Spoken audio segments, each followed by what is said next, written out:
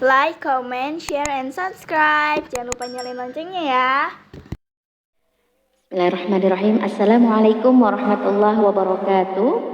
Sahabat kisah yang dirahmati Allah, mau denger nggak kisah seorang sahabiah yang sangat istimewa di mata Rasulullah Shallallahu Alaihi Wasallam? Siapakah beliau?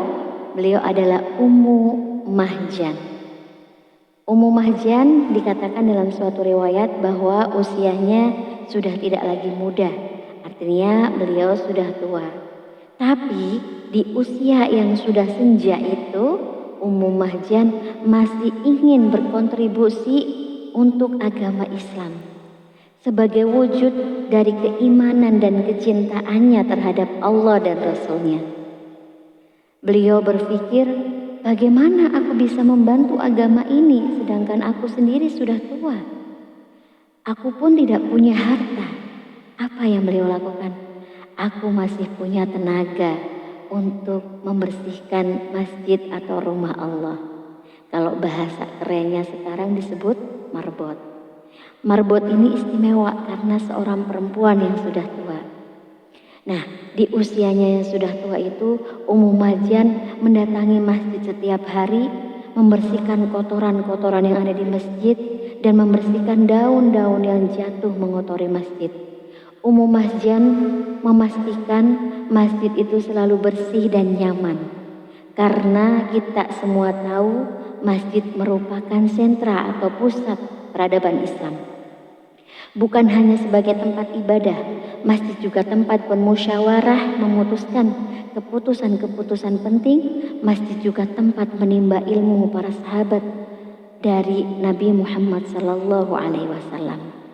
Jadi Ummu Mahjan ini sangat berperan penting dalam kemajuan Islam, yaitu memastikan kenyamanan tempat ibadah Masjid Nabawi pada saat itu. Hingga suatu ketika Ummu Mahjan jatuh sakit dan akhirnya beliau wafat. Kemudian sahabat pun mengurus jenazahnya hingga akhirnya ketika ingin memakamkan, para sahabat menemui Rasulullah. Tapi Rasulullah ketika itu sedang istirahat. Sahabat pun tidak tega untuk membangunkan Rasulullah karena berpikir, siapa, bukan hanya Ummu Mahjan kan? Akhirnya pada saat itu keesokan harinya Rasulullah mencari di mana Ummu Mahjan. Aku tidak menemuinya hari ini.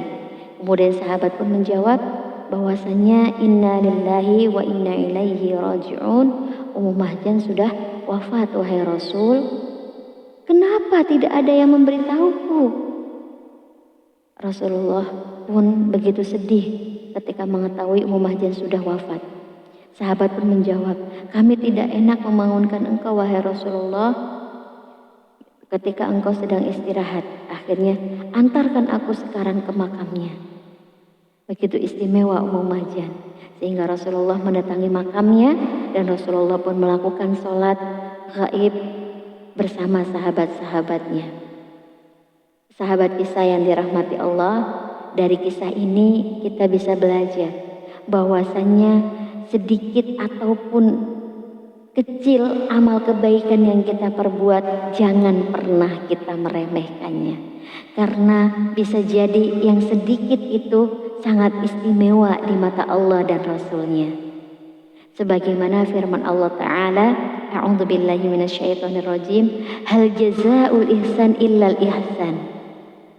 Dan di surat lain dikatakan, bismillahirrahmanirrahim, faman ya'mal mithqala dzarratin khairan yarah. Bukankah Allah akan membalas sekecil apapun amal perbuatan kita? Gitu.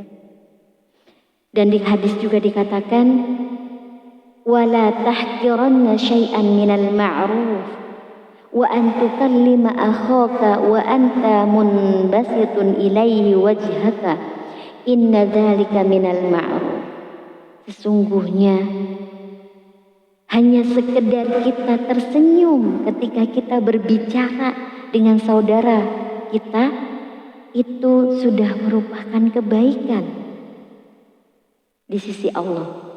Jadi jangan pernah meremehkan kebaikan yang sudah diperbuat oleh hamba Allah. Bisa jadi apa yang kita remehkan bisa jadi sesuatu yang remeh di mata manusia, tapi itu adalah sesuatu yang besar dan istimewa di mata Allah dan Rasul-Nya. Jangan lelah untuk berbuat baik walaupun manusia tidak melihatnya itu sebuah kebaikan. Tapi yakinlah di mata Allah kalau memang itu kebaikan, Allah akan membalasnya dengan kebaikan. Wallahu a'lam bishawab. Assalamualaikum warahmatullahi wabarakatuh. Semoga bermanfaat. Thanks for watching.